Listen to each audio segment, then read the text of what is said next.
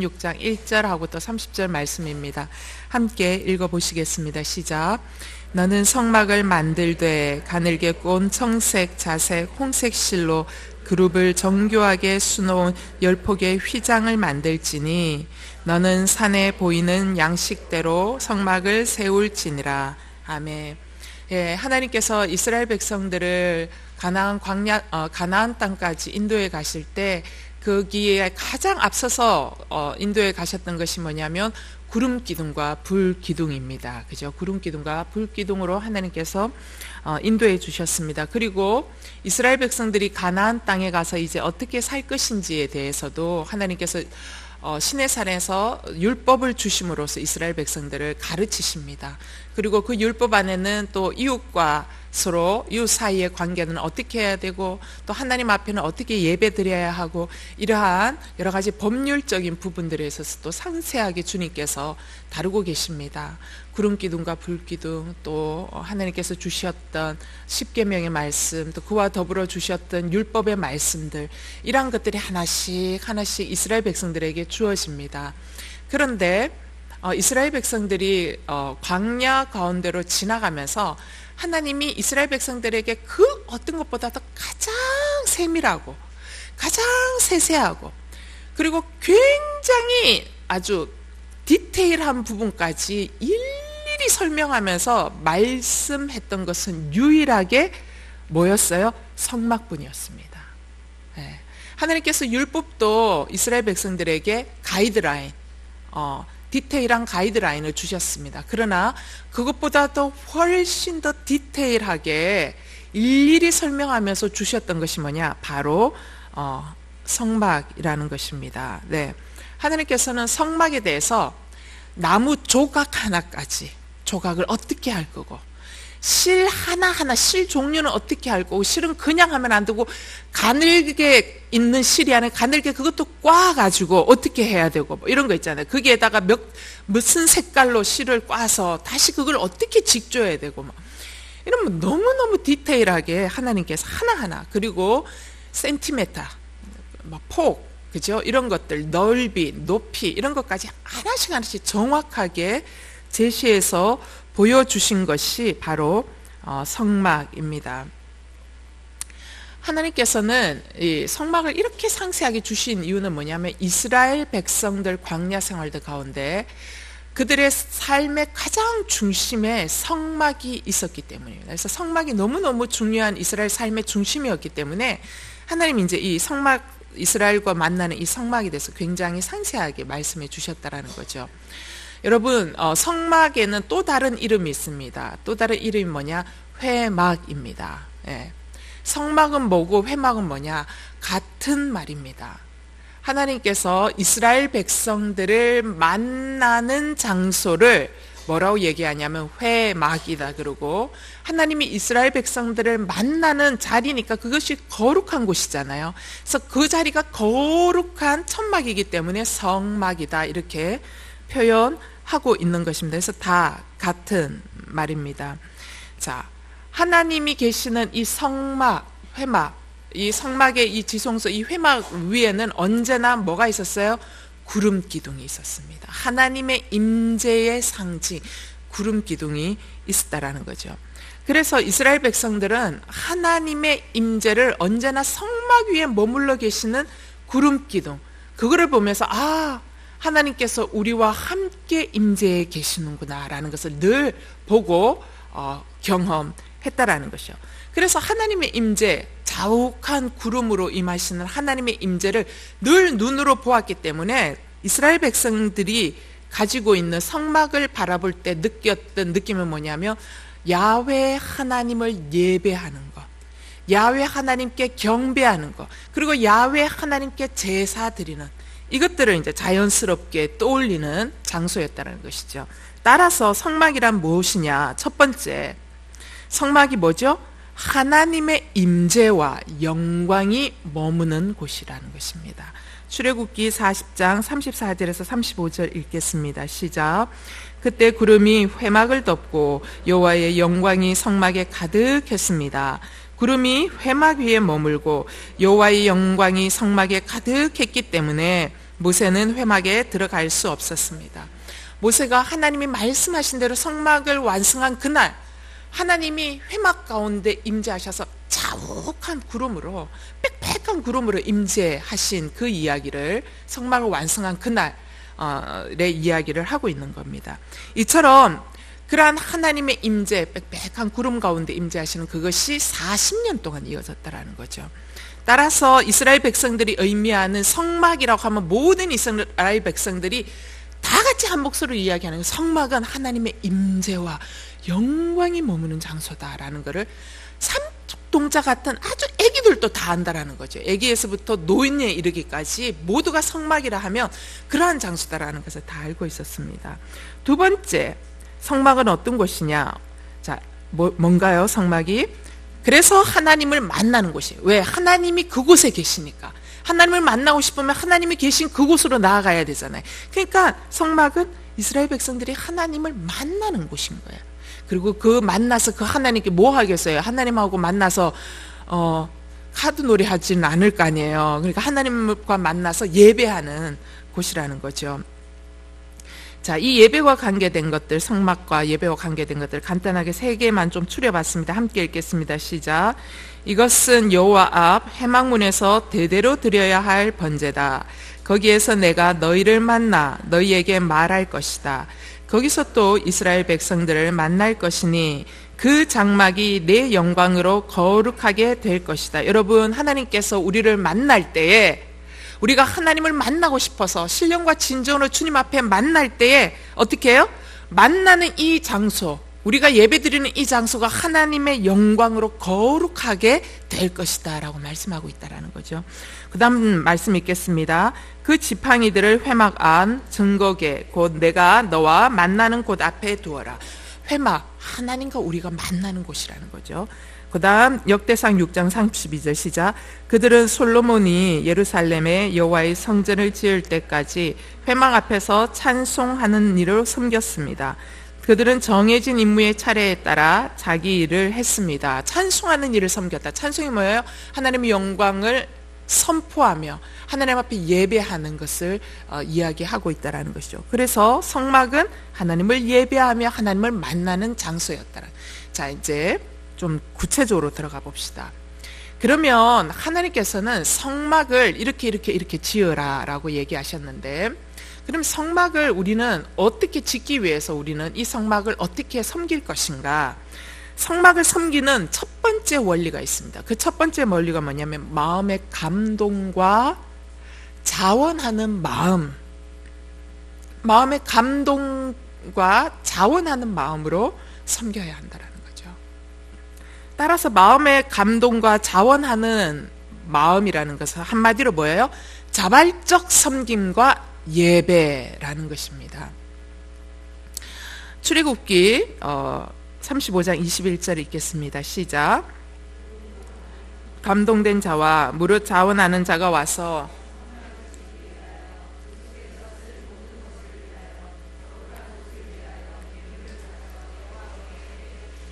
네, 여러분, 성막에 드리는 모든 것에 있어서 제일 중요한 마음 자세는 뭐냐면 자원함으로 드리는 거예요. 자원함으로. 마음에 그 감동이 있어서 자원하는 마음으로 드리는 거예요. 그래서 하나님은 모든 사람에게 자원하는 마음으로 헌물을 바치게 했고, 자원하는 사람만 헌물을 받으셨다라는 것입니다. 따라서 우리가 하나님 앞에 나아갈 때 우리가 반드시 점검해야 하는 마음은 자원하는 마음이라는 것입니다. 자원하는 마음으로 드리는 예배, 하나님 정말 기쁘게 받으시는 예배라는 것이죠. 여러분, 하나님은 위대하십니다. 하나님은 광대하신 분입니다. 하나님은 대단한 위엄이 있으신 분이십니다. 그리고 그런 하나님이 우리를 참으로 사랑하십니다. 이러한 하나님이 우리에게 원하는 게 돈이겠습니까? 마음이겠습니까? 이런 하나님이 우리에게 원하는 게 우리가 하나님을 열심히 섬기는, 행위로 섬기는 시간이겠습니까? 마음이겠습니까? 여러분, 우리가 자녀에게 어버이날 바라는 게 뭐겠습니까? 선물이겠습니까? 물론 돈이죠. 자녀들에게 바라는 거는 돈인데, 자녀가 이제 장성해서 나처럼 이제 성인이 되고 어른이 되면 우리가 부모님에게 어버이날 되면 사실 이제 이만큼 장성해서 부모님께 전화해서 엄마, 아버지 제가 사랑하시는 거 아시죠? 건강하시고 오래오래 사셔요. 어버이날이라서 전화해서 제가 드리는 마음이에요 하고 끊으면 뭐예요? 그건 말이 안 되는 거잖아요. 어머니, 아버지를 사랑하는 정말 자원하는 마음이 있으면 뭐예요? 그 사랑하는 마음이 뭐로 표현되는 거예요? 그러니까 용돈으로 표현되는 거예요. 이게 이제 바람직한 거예요. 이 마음만 전한다면 그 장성한 아들은 안 되는 거죠. 그런데 우리가 이제 자녀가 어릴 때, 자녀가 어렸을 때 부모에게 어버이날 이렇게 드리는 그게 아이들이 갖고 오는 종이 쪼가리를 붙여서 어머니 사랑합니다. 아빠 사랑해요. 뭐 이런 거 있잖아요. 막 조악해서 들고 붙이고 다니기도 굉장히 창피스럽잖아요. 그죠? 일단 감사해서 받기는 받는데 그런데도 우리가 기쁨으로 받잖아요. 왜? 그게 아이의 사랑이 담겨 있으니까. 그러니까 저희 아들도 유치원 때 보니까 어버이날 때 이렇게 선물을 갖고 왔어요. 선물이 뭐냐고 보니까 쿠폰을 갖고 왔어요. 효도 쿠폰. 여러분 다 해보셨죠? 그죠? 엄마가 주물러 달라고 필 때는 뜩 찢어가지고 엄마가 주물러 주고, 그 다음에 쭉 찢어서 심부름하기 뭐 이런 효도 쿠폰. 참 그게 조악하지만 재밌잖아요. 좋잖아요. 그죠? 그런 거 받으면. 그렇다라는 것이죠. 여러분, 하나님은 우리에게 마음이 없는 선물, 사랑이 결여된 선물을 우리가 하나님 앞에 들을 때 하나님은 뭐로 느끼시냐면 자신을 모독하는 걸로 느끼신다라는 것이죠. 왜냐하면 하나님은 이 천지 만물을 다 갖고 계신 부요하신 분이십니다. 이 천지 만물이 모두가 다 하나님의 것입니다. 하나님이 우리에게 필요로 한 것은 선물이 아닙니다. 물론 하나님이 지극히 가난하면 우리가 마음이 없는 선물을 드려도 땡큐하고 받으시겠지만 하나님 그런 분이 아니시다는 것이죠. 따라서 하나님 앞에 예배하고자 하는 사람은 반드시 그분을 예배하기 원하는 자발성 있는 예배, 마음 있는 예배를 주님 받으시기를 원하신다라는 것이죠. 여러분, 하나님께서 왜 우리에게 예배를 받으시기를 원하시느냐? 하나님이 특별히 예배에 대해서 철저하게 그렇게 결핍이 심하셔서 우리의 예배를 그렇게 받기를 원하시냐? 그렇지 않다라는 거죠. 하나님은 우리의 예배를 필요로 하는 존재가 아닙니다. 우리가 예배 드리지 않아도 하나님은 영광 받으십니다. 온 천지 만물이 하나님의 이름을 향하여 찬양하고 있기 때문에 하나님은 이미 예배 받고 계신다라는 것이죠. 따라서 우리가 하나님께 드리는 헌금은 돈이 아닙니다. 우리가 하나님께 드리는 헌금은 뭐예요? 마음으로 드리는 것이 진짜 헌금이라는 것이죠. 따라서 하나님께서 성막을 섬기는 이스라엘 백성들에게 첫 번째로 요건으로 말씀하신 것이 자원함으로 드려야 한다라는 것입니다. 그 자원함이 하나님을 매우 기쁘시게 하기 때문입니다. 여러분, 하나님께서는 성막을 지을 때 이스라엘이 12지파잖아요. 그 지파별로 퉁쳐서 예를 들자면 금 5달란트, 뭐 은 10달란트 지파별로 퉁쳐가지고 했으면 지파별로 각 집에 아이들 2당 이렇게 해가지고 하면 n분의 1 하면 가격이 나오잖아요. 그죠? 그렇게 해서 성막을 지어도 오히려 더 넘치게 지을 수도 있었을 것 같아요. 그런데 하나님은 그렇게 하시지 않았다는 거예요. 마치 세금 거두듯이 하나님의 성막을 퉁쳐서 그렇게 하시지 않으셨다는 거예요. 오직 원하는 자들이 여호와를 사랑하는 마음으로 하나님의 성막을 섬기고 싶은 마음으로 자원하는 헌물만 받으셨다는 것이죠. 이게 하나님의 성막을 섬기는 자들에게 바라시는 하나님의 태도라는 것입니다. 그리고 성막을 섬기는 자들이 반드시 갖고 있어야 할 태도라는 것이죠. 두 번째 성막은 어떻게 섬겨야 되느냐? 하나님이 명하신 대로 섬기는 겁니다. 하나님이 명하신 대로라는 이 말은 뭐냐면 하나님 중심의 신앙이라는 것이죠. 하나님 중심의 신앙을 하나님은 받으신다라는 것이죠. 여러분, 하나님 중심의 신앙이라는 게 좀 모호하잖아요. 그러면 하나님 중심의 신앙이라는 게 뭐냐? 내가 하나님을 믿는 그 목적이 뭐냐면 하나님 그분 자체가 되는 거예요. 출애굽기 39장 32절 읽겠습니다. 시작. 이렇게 해서 성막 곧 회막 짓는 모든 일을 마쳤습니다. 이스라엘 백성들은 여호와께서 모세에게 명령하신 모든 것대로 한 것입니다. 예, 되게 중요한 말씀이죠. 이 성막 지을 때 굉장히 중요한 말씀으로 늘 나오는 게 하나님께서 명령한 그대로 했다라는 말씀입니다. 여러분, 이스라엘 백성들은요, 이집트에서 400년간 노예로 있었잖아요. 정확하게 말하면 430년이지만 어쨌든 400년간 노예로 있었기 때문에 이집트는 당대의 최고의 문명이었습니다. 지금도 이집트의 그 피라미드는 불가사의라고 이야기합니다. 어쩌면 이런 불가사의로 이렇게 지을 수가 있을까? 이 큰 돌을 어떻게 저 높은 곳까지 끌어올렸을까? 밝혀지지 않는 미스테리지 않습니까? 그죠? 그만큼 굉장한 건축술에 뛰어난 노하우를 갖고 있었다라는 것이죠. 그렇기 때문에 이스라엘 백성들이 400년간 이 노예로 있었기 때문에 이스라엘 백성들은 그 건축하는데 누가 다 동원됐어요? 이스라엘 백성들이 다 지었잖아요. 여러분, 설계 도면을 가지고 짓는 사람이 정말 직접 집을 잘 지을까요? 아니면 그 집을 짓는 거 공사 다지는 것부터 시작해서 기둥 세우고 짜 맞추고 이런 것들 직접 하는 사람들이 더 잘 지을까요? 여러분, 진짜 노하우는 직접 지어본 사람이 노하우를 갖고 있는 거예요. 그래서 이 세멘을 발라도 어떤 각도로 이거를 발라야 더 촘촘하게 발리는 거는 계속 이거를 동일한 작업을 수십 년간 해야 거의 뭐 신의 경지에 오르는 거 아니겠습니까? 이스라엘 백성들은 이 건축에 대한 탁월한 능력을 갖고 있었습니다. 430년 동안 축적된 노하우가 있었다라는 거죠. 그리고 그것만 한 것이 아니라 노예였기 때문에 금속을 세공하는 것들, 그죠? 그 다음에 직조하는 기술들, 이런 것들, 그 다음에 바닥을 장식하는 기술들, 그 다음에 세공하는 거 있잖아요. 세미하게 그림을 세공하는 것들, 이런 것들은 이집트 사람이 하지 않았습니다. 노예들이 하는 겁니다. 그래서 그런 일들 각 분과별로 흩어져서 그런 일들을 했기 때문에 이스라엘 백성들 안에는 사실 이런 일들에 있어서는 전문직인 거죠. 그래서 굉장히 탁월한 재능을 갖고 있었습니다. 그래서 만약에 하나님께서 이스라엘 백성들에게 내가 이제 너희들과 함께 예배하기 위해서 이제 너희들 삶의 중심에 올 건데 성막 지어라 하고 이스라엘 백성들에게 던졌으면 이스라엘 백성들이 진짜 기가 막히게 지었을 거예요. 천막으로 지어도요, 기가 막히게 지었을 겁니다. 그런데 하나님은 바로 이러한 이스라엘 백성들의 재능과 능력과 생각대로 짓도록 주시지 않으셨다는 거예요. 하나님께서 성막을 짓는 방법을 일일이 다 말씀하시고 오직 그 방법대로 짓도록 하셨다는 것이죠.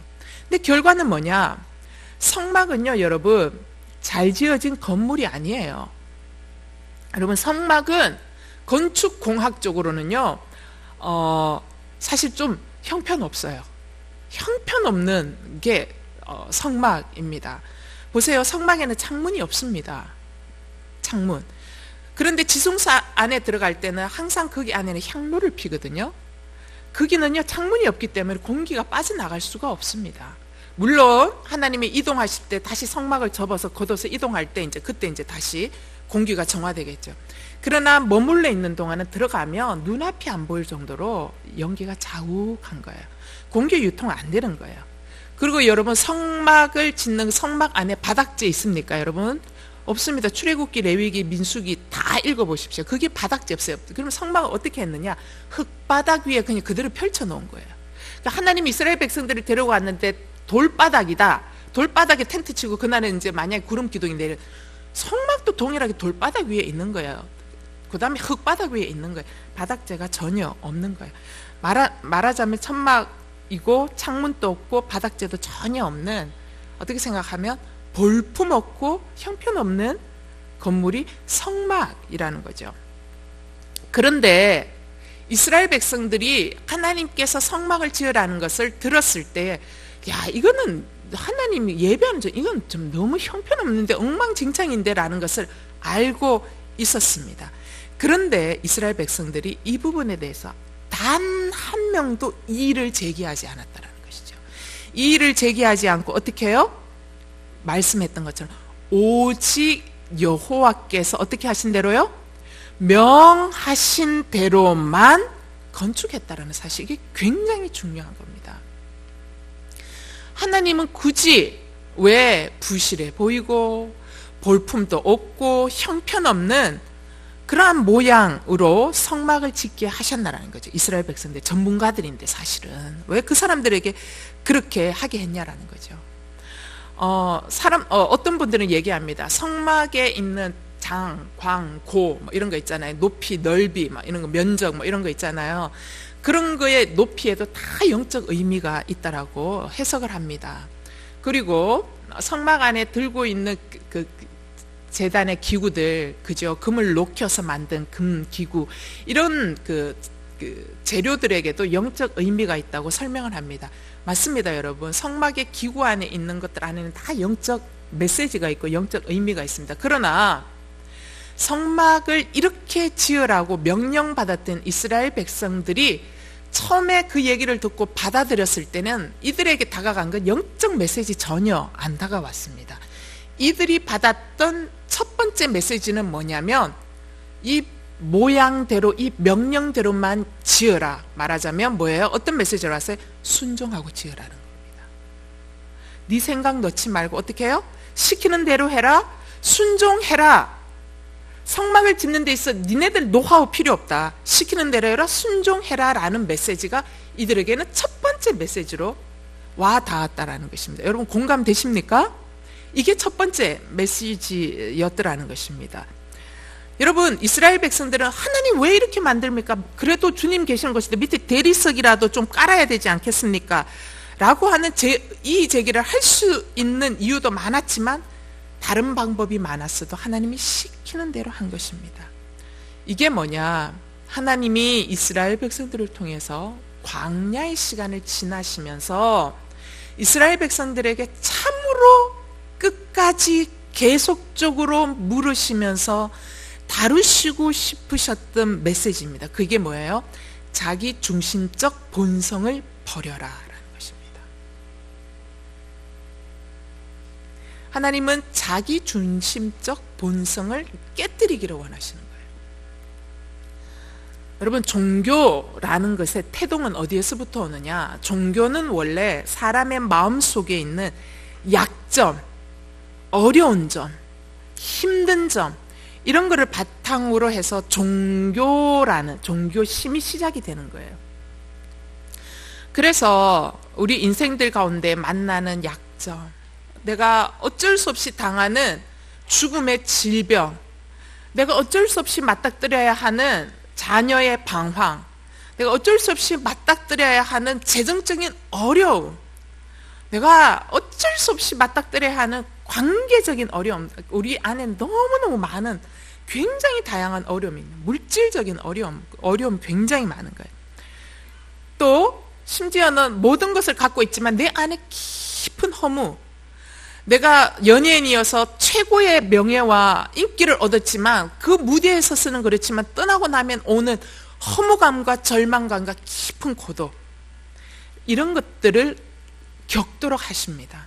하나님이 이런 것들을 겪도록 하는 이유는 뭐냐면 우리의 삶의 실체, 정말 궁극적인 실체가 뭔지를 깨닫도록 하시기 위해서 그런 것들을 허락하신다라는 것이죠.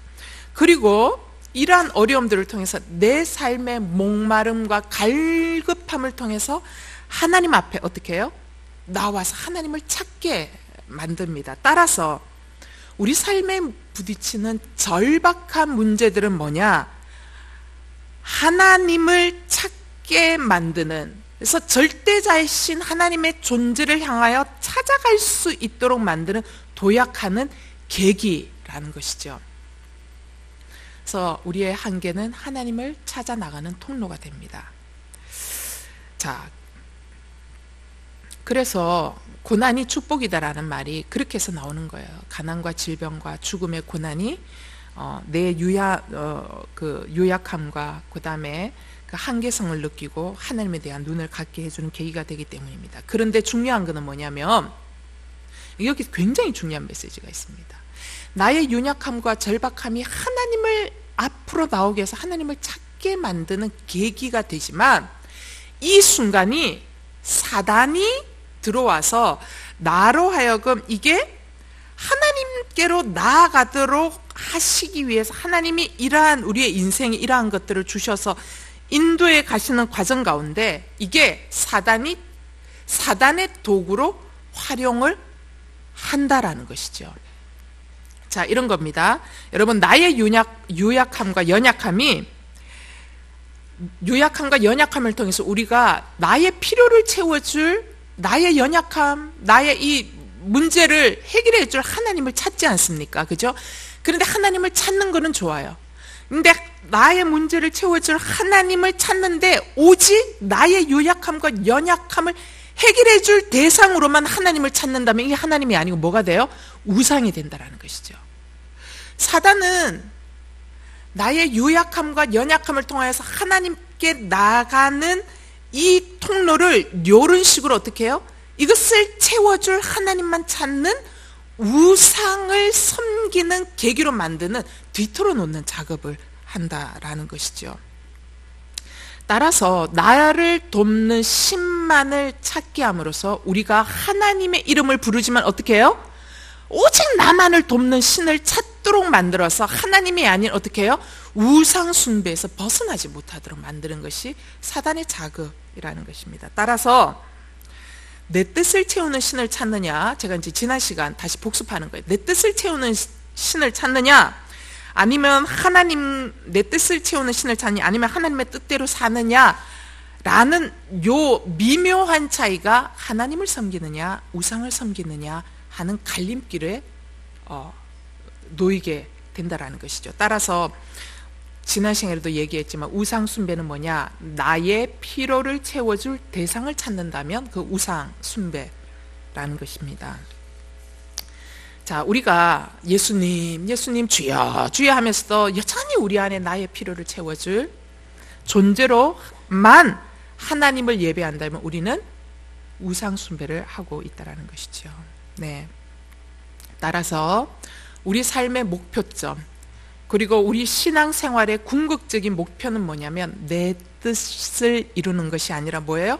하나님의 뜻을 내 삶 가운데 이루어가는 것입니다. 이게 예배라는 거예요. 내 뜻대로 마옵시고 아버지의 뜻대로 하옵소서. 예.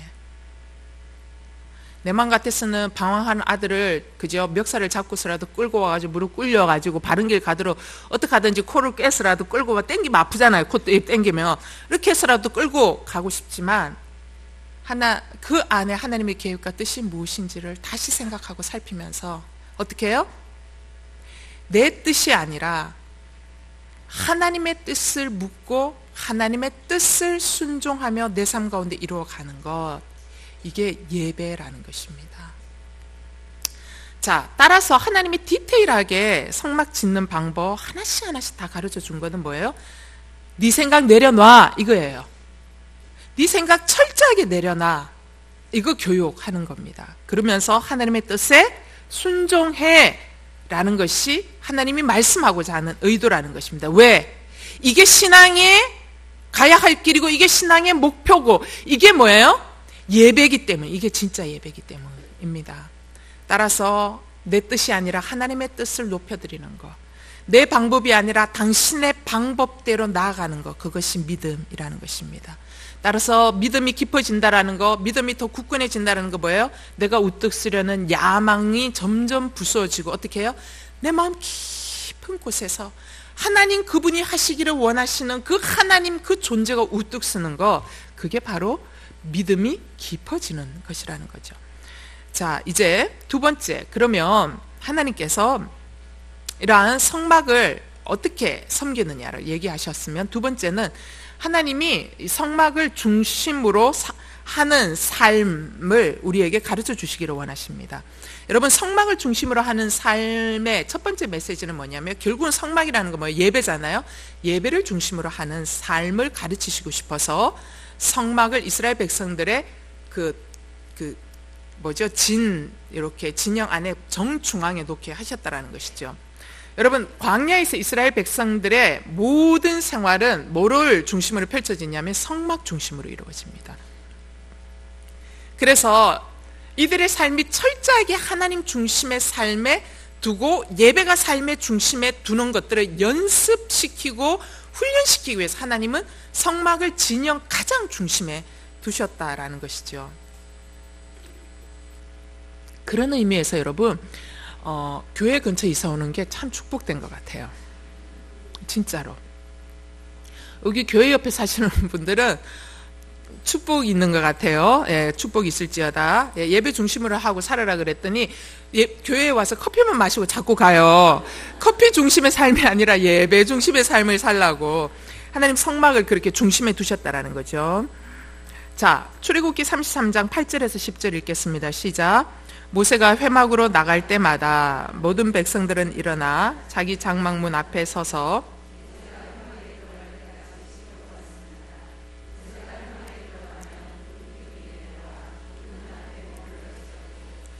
그래서 모세와 말씀을 나누셨습니다. 백성들은 구름 기둥이 회막문 앞에 있는 것을 보면, 여러분, 구름 기둥이 회막문 앞에 모세가 들어가서 하나님과 이야기하는 그 자욱한 구름 볼 때 이스라엘 백성들이 어떻게 해요? 모든 하는 일을 멈추고 어떻게 해요? 회막문 앞에서 모두 일어나 자기 장막문 앞에서 일어나서 어떻게 해요? 여호와 하나님을 향해 예배하고 경배했다라는 게, 이게 뭐예요? 이스라엘 백성들은 광야에서 성막 중심의 삶, 예배 중심의 삶을 하나님 끊임없이 훈련시키시는 거예요. 여호와의 임재가 있는 것을 경험하게 하심으로. 두 번째, 제가 여러분에게 진영을 이렇게 그려놓은 곳 드렸죠. 사진, 그죠? 없나요?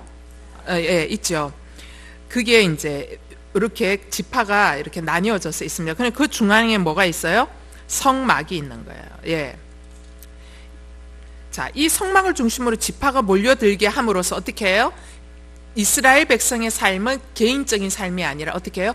공동체 중심의 삶으로 나아가도록 하셨다라는 것이죠. 그래서 이 진영, 성막을 중심으로 해서 지파별로 텐트를 치게 하고 묶여져서 전체 12지파가 한 그룹으로 묶여지도록 하는 것을 끊임없이 훈련시킨 이유가 뭐냐면, 너 개인으로 잘 먹고 잘 사는 삶이 아니라 뭐예요?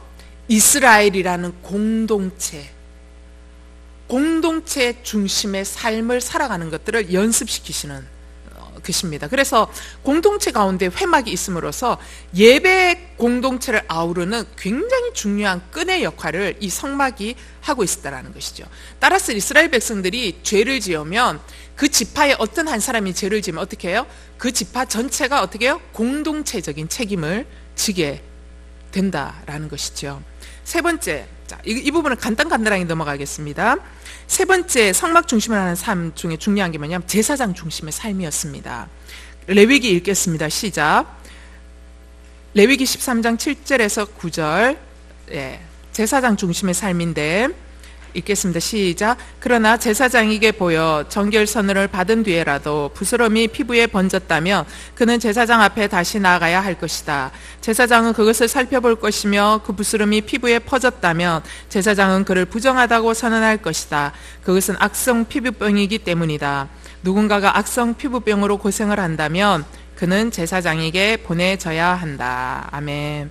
여러분, 광야 살아가는 이스라엘 백성들에게 있어서 모든 일의 중심에 뭐가 있어요? 성막이 있었지만 그 성막을 중심으로 살아갈 수 있도록 끊임없이 이스라엘 백성들을 인도해 가는 사람은 누구였어요? 제사장이었다라는 거예요. 제사장. 그래서 제사장은 어떤 역할을 했냐? 재판관의 역할도 했고 또 의사의 역할도 하고 진단도 하고 그 다음에 또 율법도 가르치는 교사의 역할도 하고 또 때로는 상담을 해주는 역할도 하고 이런 일들을 하는 거예요. 그래서 백성들이 무슨 일이 생기면 어떻게 해요? 항상 제사장을 통해서 처리했다라는 것이죠. 여러분, 제사장이 무슨 의학적 전문적 지식이 있어서 하나님이 이렇게 시키신 것이 아닙니다. 뭐예요? 모든 일의 대소사에 뭐예요? 이스라엘 백성들의 삶의 중심에 제사장이 있게 함으로써, 그 제사장이 있게 하신 이유는 뭐예요? 삶의 중심에 하나님이 있도록 하기 위해서, 하나님의 말씀이 있도록 하기 위해서, 하나님의 율법이 있도록 하기 위해서. 그래서 말씀이 삶과 그대로 밀접해져서 자연스럽게 갈 수 있도록 하기 위해서 제사장 중심의 삶을 했다라는 것이죠. 따라서 제사장 중심의 삶으로 진행시킨 이유는 뭐냐면, 하나님 당신이 이스라엘 삶의 중심에 있겠다라는 것을 간접적으로 보여주고 있는 메시지라는 것입니다. 네. 네 번째는 뭐냐? 성막 그 중심으로 하는 삶의 메시지 네 번째는 거룩함으로 구별된 삶입니다. 성막은 예배하는 장소입니다. 그죠? 성막은 하나님을 만나는 장소입니다. 그리고 성막 주변에서 이스라엘 백성들은 또 살아야 했습니다. 성막을 바라볼 때 하나님의 거룩한 임재가 있었습니다. 그들은 또 살아야 했습니다. 살 때 백성들 간에 분쟁이 있고 미움도 있고 시기도 있고 어려움도 있고 질병도 있습니다. 그죠? 이거는 뭐예요? 하나님이 성막 중심의 삶을 하면서 주변에 자신의 생활들을 하게 함으로써 이스라엘 백성들이 날마다 뭘 연습해요? 거룩의 외면과 내면이 같아질 수 있도록 계속 연습시키는 이 모양이 바로 이 성막 구조가 가지고 있는 모양이라는 거죠. 따라서 성막 중심의 삶이 가지고 있는 네 번째 메시지는 거룩함으로 구별된 삶. 이것을 하나님께서 이스라엘 백성들에게 던지는 메시지였다라는 것이죠. 자, 두 번째, 그러면 자, 성막 중심의 삶이 예배하는 것인데, 그럼 이 시간에 예배란 무엇인가에 대해서 우리가 좀 개념을 좀 잡아보고 싶습니다. 성막은 한마디로 다른 말로 표현하면 예배라고도 표현할 수 있기 때문이죠. 자, 그러면 두 번째, 예배란 무엇인가? 이사야 43장 21절 시작. 이 백성은 내가 나를 위하여 지었나니. 여러분, 찬송은 하나님 높이는 행위를 말합니다. 하나님 영광을 선포하는 것입니다. 이게 예배입니다. 따라서 예배는 신앙생활의 수단과 그 다음에 삶을 영위하는 어떤 한 가지 방편이 아니고, 신앙생활을 함에 있어서 예배는 그냥 따라오는 어떤 한 부분이 아니고, 한마디로 말하면 예배는 뭐냐면 우리 삶의 목표인 겁니다. 우리가 왜 살아야 하느냐? 매 순간순간 하나님 앞에 예배하기 위해서 사는 것입니다. 우리가 이 땅에 왜 살아가느냐? 우리의 삶은 하나님을 예배하기 위해 지음받은 존재이기 때문입니다. 자, 그러기 위해서 예배에 대해서 조금 더 상세하게 들어가겠습니다. 예배 안에 있는 매우 중요한 근본 요소가 있습니다. 요한복음 4장 23절에서 24절 시작. 이제 참되게 예배하는 사람들이 영과 진리로 아버지께 예배드릴 때가 오는데 지금이 바로 그때다. 아버지께서는 이렇게 예배드리는 사람들을 찾고 계신다. 하나님은 영이시니 하나님께 예배드리는 사람은 영과 진리로 예배드려야 한다. 따라서 예배의 근본 요소는 영으로 드리는 예배, 신령으로 드리는 예배. 두 번째, 진리로 드리는 예배입니다. 여러분, 영으로 드리는 예배, 영으로 드리는 예배는 뭐예요? 성령을 따라 드리는 예배예요. 그러면 성령을 따라 드리는 예배는 뭘 의미하냐? 우리가 지금 이 자리에 나와서 예배하는 그 자체의 행위가 중요한 게 아니에요. 성령을 따라 드리는 예배는 뭐냐면, 예배하는 그 행위 그 자체가 중요한 것이 아니라 예배에는 핵심이 있는데, 그 핵심이 뭐냐? 성령과의 교류가 중요하다는 것을 이야기합니다.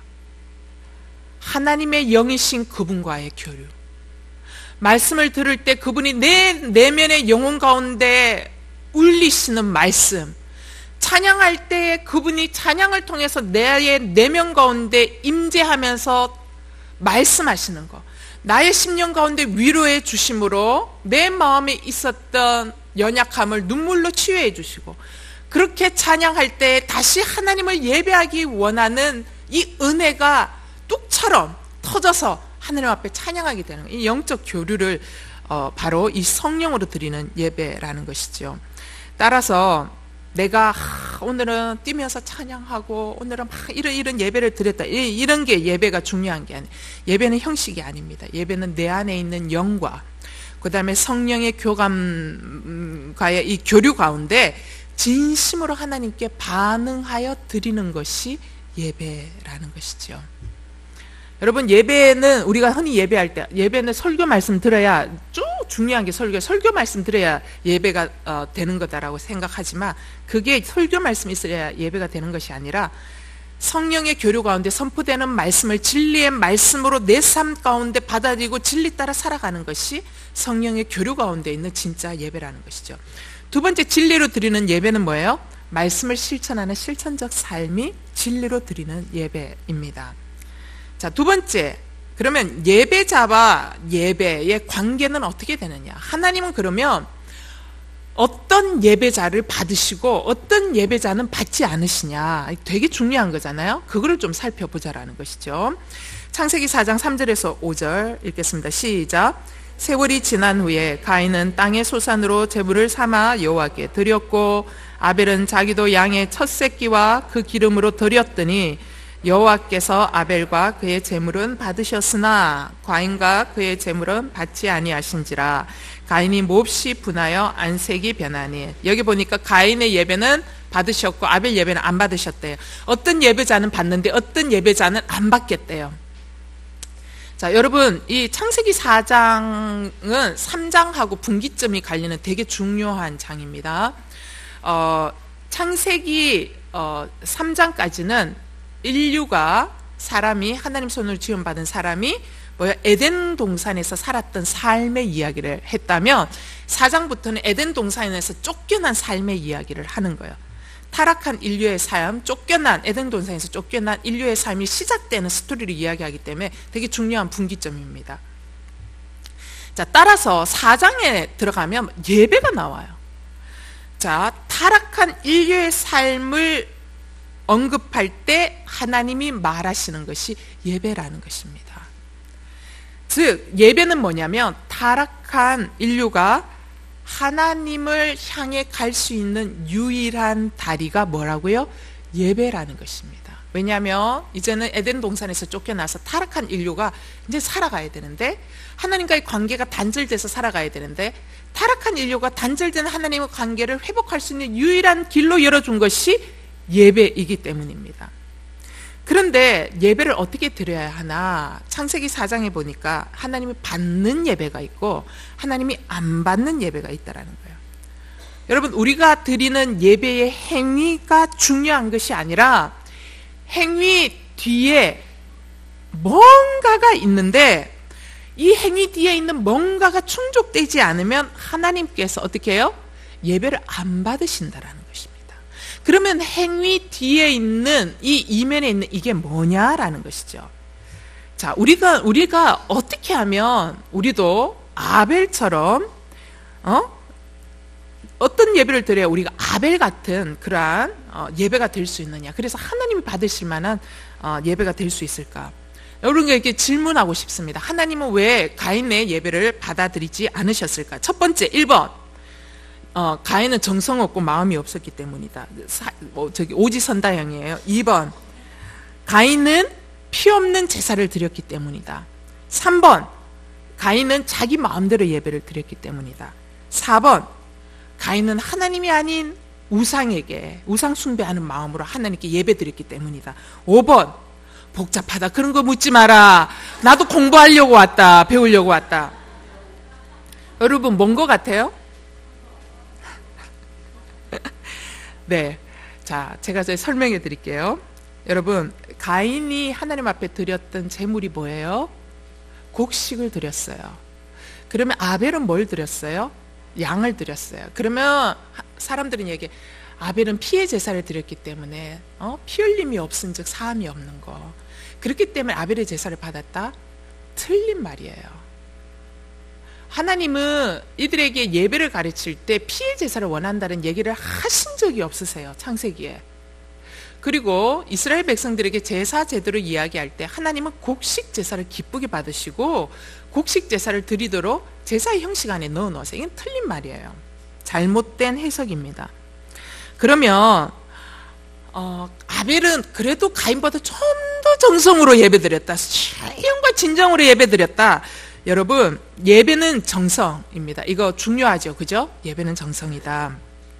그런데 여러분, 이 말도 정답은 아닌 것 같아요. 왜냐하면 가인도 자신이 정성 들여 농사한 거를 하나님 앞에 드렸어요. 정성껏 드린 거예요. 그죠? 그렇기 때문에 이 말도 정답이 아닌 거예요. 따라서 예배는 정성을 다해 드려야 된다. 또 예배는 정성 안 드리면 안 된다. 이런 말도 정답은 아닌 것 같아요. 자, 우리가 하나님 앞에 예배 드릴 때 정성만 가지고 다 되는 거 아닙니다. 그래서 왜 이런 경우들 있잖아요. 내가 40일 특세를 했는데, 특별한 기도의 제목을 가지고 40일 특세를 했는데 하나님은 응답을 안 해줬다고. 그죠? 여러분, 40일 특별 새벽 예배 한 거 칭찬해 줘야 되겠죠. 그죠? 칭찬해 줘야 됩니다. 그런데 여러분, 40일 특별 새벽 예배를 정성을 드렸기 때문에 하나님이 응답해 줘야 돼요? 그건 아니다라는 거죠. 우리 안에 잘못된 예배가 아니라는 거예요. 정성을 들이면 하나님 기뻐하신다라는 것만이 정답이 아니라는 거죠. 자, 하나님께서 왜 아벨의 제사는 받고 가인의 제사는 받지 않았을까? 뒤에 보면 이런 얘기가 나와요. 창세기 4장에 보면 가인에게 얘기합니다. 죄의 소욕은 너에게 있으나 너는 죄를 다스릴지니라 라고 가인에게 하나님께서 말씀해요. 이 얘기 뭐예요? 가인의 마음속에는 항상 뭐가 있었어요? 죄의 욕구가 있었던 거예요. 죄의 충동이 있었던 거예요. 그게 뭐예요? 잠깐 있었던 게 아니라 늘 있었던 거예요. 늘. 가인에게 죄는요, 문지방을 들락날락 하는 거예요. 그러한 삶을 살았다라는 거죠. 따라서 가인은 어떤 사람이냐? 악한 사람이었다라는 것입니다. 가인은 악을 행하는 것이 훨씬 쉬웠던 사람이에요.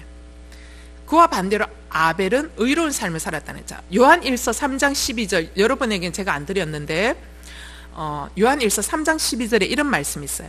가인같이 하지 말라. 저는 악한 자에게 속하여 그 아우를 죽였으며 어찐 연고로 그 아우를 죽였으니 그 어찐 연고로 죽였느뇨? 자기의 행위는 악하고 그 아우의 행위는 의로움이니라. 가인이 누구에게 속했다고요? 악한 자에게 속해 있었다라는 것입니다. 따라서 하나님이 아벨의 제물을 받은 것이 아니라 뭐예요? 아벨의 삶도 의로웠기 때문에 뭐예요? 제물도 받으신 것이 되는 겁니다. 여러분, 하나님이 제물을 받으셨습니까? 사람을 받으신 겁니까? 그죠? 하나님이 사람을 받으셨기 때문에 제물도 받으신 것이라는 것입니다. 제물이 연락되어서 사람을 받으신 거 아닙니다. 하나님은 아벨이 제물을 드리지 않아도 아벨을 받으셨어요. 여러분, 우리의 제물이, 우리의 예배가, 우리가 하나님 앞에 드리는 제사가 연락이 되려면 우리의 삶이 먼저 정결하고 거룩해야 하나님이 받으신다라는 것입니다. 여러분, 하나님은 절대로 우리 행동에 속지 않으십니다. 저는 속아요. 저는 여러분이 여기 와서 아멘 주여 하고 막 여러분 열심히 봉사하고 목사님 막 이러면 나는 속아요. 막 속고 그런 거 너무 좋아해. 또 속는데 하나님 절대로 속지 않으세요. 하나님은 행동에 속지 않으십니다. 본질은 예물에 있는 것 아니고 그 사람의 삶에 달려 있다라는 것이지요. 따라서 예수님이 신약에 와서 그런 얘기 하잖아요. 예물을 성전에 와서 예물을 드리기 전에 먼저 어떻게 하고요? 형제하고 화목하고 난 이후에, 화해하고 난 이후에야 제단에 와서 예물을 드리라 라고 이야기하지 않습니까? 여러분, 따라서 우리가 주일날 때 예배 한번 잘 드리는 게 본질이 아니라는 거예요. 본질은 뭐예요? 예배의 자리의 본질은 뭐예요? 삶의 자리가 예배의 본질이라는 것입니다.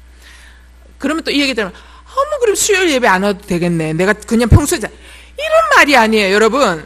이 자리가 의미가 없다는 말이 아니에요. 진짜 예배는 삶의 자리에서 시작된다라는 말을 하는 거예요.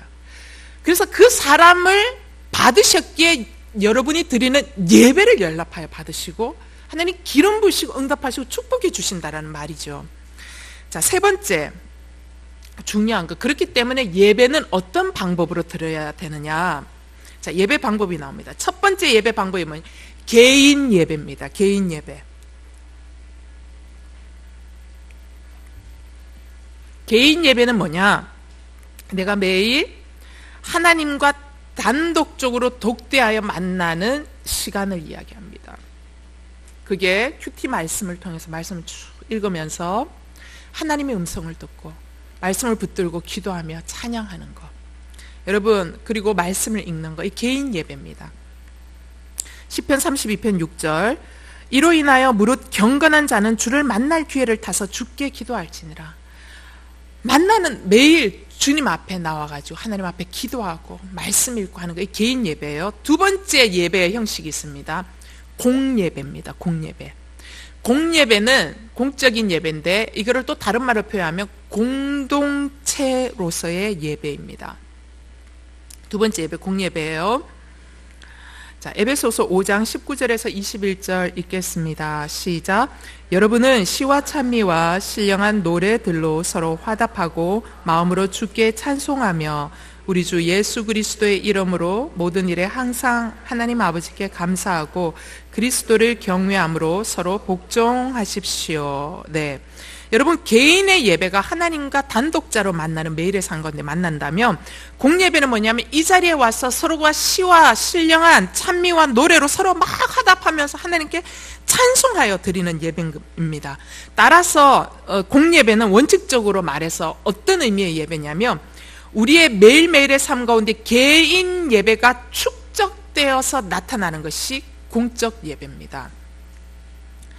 여러분, 공적 예배는요, 매일매일 하나님하고 만난 흔적이 있는 사람, 그래서 그분하고의 만났던 이 밀접한 은혜가 있는 사람, 그 은혜가 있었던 사람이 개인적으로 만났던 그 은혜가 너무 좋은 거예요. 그 은혜가 있었던 사람이 이런 자리에 와서 여러분처럼 이렇게 수요일날 와서 함께 모여서 찬양하고 박수치고 예배할 때에 그렇게 매일매일 일상의 흔적 가운데 만났던 그 하나님이 공적인 예배 가운데 서로 시와 신령한 노래로 서로 화답하고 찬양하는 그 자리에서 뭐예요? 은혜가 터져 나오는 자리가 바로 공적 예배라는 것입니다. 여러분, 개인 예배가 깊어지고 그 사귐의 감격을 이 자리에서 함께 나누어 드리는 게 공적 예배예요. 여러분, 왜냐하면 예배는요, 혼자 드리는 것보다 함께 드릴 때 훨씬 더 벅차거든요. 그리고 하나님이 공적 예배에서 부어주시는 은혜는 폭포수처럼 부어주시는 은혜가 있거든요. 그러니까 이 공적 예배가 가지고 있는 굉장히 파워풀한 은혜가 있습니다. 그런데 이 파워풀한 은혜는 누가, 이 하나님께서 쏟아 부어주시는 소나기와 같은 은혜를 누가 하느냐? 어떤 사람은 이 자리에 와서 하나님은 소나기처럼 부어주는데 어떤 사람은 가랑비처럼 젖었나 마나 이렇게 하고 가는 사람이, 그 얘기는 뭐냐면 매일매일의 삶 가운데 개인 예배가 없이는 하나님이 부어주시는 소나기와 같은 소낙비의 은혜의 예배에 젖을 수가 없다라는 것이죠. 따라서 공적인 예배는 뭐냐면 매일매일의 하나님을 만났던 개인의 예배가, 그 은혜가 드디어 본물 터지듯이 터져서 하나님의 소낙비의 은혜를 받아 더 파워풀한 힘을 가지고 나아가는 예배가 공적 예배라는 것이죠. 자, 이러한 은혜와 감격을 가지고 그 다음으로 나아가는 게 뭐예요? 일상 속에서 삶으로 드리는 예배가 세 번째, 생활 양식으로서의 예배라는 것입니다. 히브리서 13장 15절에 16절 다 같이 읽겠습니다. 생활 양식으로서의 예배 시작. 그러므로 우리가 그분을 통해 항상 하나님께 찬양의 제사를 드립시다. 이것은 그분의 이름을 고백하는 입술의 열매입니다. 그리고 선행과 나눔을 소홀히 하지 마십시오. 하나님께서는 이런 제사를 기뻐하십니다. 여러분, 생활 양식으로서의 예배가 뭐예요? 매일의 삶 가운데서 내가 할 수 있는 선행을 하는 겁니다. 네, 나눔을 하는 거죠. 이게 바로 생활 양식으로서의 예배라는 것입니다. 로마서 12장 1절, 그러므로 형제들이여 내가 하나님의 자비하심으로 여러분에게 권합니다. 여러분의 몸을 하나님께서 기뻐하시는 거룩한 산제물로 드립시오. 이것이 여러분이 드릴 어떤 예배요? 영적 예배. 여러분, 따라서 영적 예배의 개념을 이 시간에 여러분에게 정확하게 제가 선을 긋고 이야기합니다. 여러분, 영적 예배는 방언으로 막 찬양하는 예배, 영적 예배 아닙니다. 영적 예배는 내가 입신에서 쓰러져가지고 하는 예배, 영적 예배 아닙니다. 물론 하나님은 공예배에 강력한 성령의 은혜를 부어주실 때 그러한 사건들이 흔하게 일어납니다. 그러나 그렇다고 이게 영적 예배가 아니라는 것이죠. 여러분, 막 예배하는데 예언하고 막 환상 보고 막 한 사람 나와서 내가 이런 예언을 받았다고 막, 이거 영적 예배 아닙니다. 제가 이 얘기하는 건 잘못됐다는 거 말하는 거 아니에요. 여러분, 이것은 잘못된 것은 아니지만 그러나 성경은 이런 것들을 영적 예배라고 하지 않는다라는 것이죠. 여러분, 성경이 말하는 영적 예배는 뭐예요? 내 삶을 거룩하게 하는 거. 뭐예요? 여러분의 몸을 하나님이 기뻐하시는 거룩한 산제물로 드리는 거. 이게 뭐라고요? spiritual worship, 영적 예배라고 이야기하고 있다는 것이죠. 따라서 삶을 거룩하게 하는 것, 내 삶이 하나님 앞에 제물이 되는 것, 이게 뭐라고요? 이게 영적 예배라는 거예요. 여러분, 방언 찬양하는 게 영적 예배가 아니라는 거예요. 입신하는 거 영적 예배 아닙니다. 그냥 그럴 수 있다라는 거예요. 성령이 임하시면 그러한 사인이 있을 수 있지만 이게 영적 예배가 아니라는 것입니다. 하나님의 뜻을 분별해서 우리의 매일의 삶 가운데서 부족하지만 우리가 100% 하나님 말씀대로 다 살 수는 없잖아요. 그러나 내 마음의 방향이 내 뜻이 아니라 하나님 뭘 말씀하시기를 원해서 이러한 일들이 있는 걸까? 내가 삶 가운데 뭘 놓치고 있는 걸까? 하나님께 묻는 거죠. 하나님께 묻고 기도하면서 말씀 읽으면서 묻고 기도하고 또 예배 가운데 말씀을 들을 때 하나님 내 마음에 찔림을 줄 때 그렇구나, 내가 여기에 이게 묶여 있었구나, 내가 이거를 끊어야 되겠다 라고 결정하고 내 삶 가운데서 그렇게 살아내는 거, 이게 영적 예배라고 말씀하고 계신다라는 거죠. 따라서 예배의 핵심은 뭐냐? 예배의 핵심은 첫 번째 뭐예요? 예배는 먼저 하나님을 의식하는 것에서 출발합니다. 두 번째 뭐예요? 하나님을 의식하면서 하나님께 반응하고 응답하는 것이 예배입니다. 세 번째, 그 응답이 삶에 나타나는 것이 삶의 예배입니다. 아멘. 네.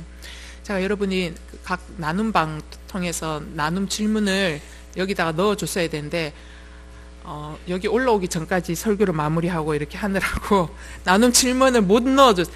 은혜 받은 대로 나눠주시면 감사하겠습니다. 네. 그래서 여러분, 우리가 행위, 그 다음에 어떠한 헌금 드리는 양, 그것이 아니라 정말 아벨처럼 하나님이 받으시는 예배, 그리고 이스라엘 백성들이 회막을 중심으로 날마다 하나님을 예배하는 삶의 중심으로 살았던 것처럼 우리의 삶이 예배가 되어질 수 있기를 바랍니다. 우리가 그렇게 살 수 있다면 하나님이 참으로 원하시는 영적 예배인 이 예배를 여러분 한 사람 한 사람이 각자의 집에서 각자의 삶에서 사심으로써 영적 예배의 불빛을 밝힐 수 있다면 혼란한 이 시국, 혼란한 이 나라를 수습해 갈 수 있습니다. 네. 그래서 우리의 자리에서 내가 밝혀야 하는 영적 예배를 꼭 놓치시지 마시고 영적 예배에 거룩한 지성소의 불을 밝히시는 여러분과 저가 되기를 간절히 바랍니다. 기도하겠습니다. 이 시간에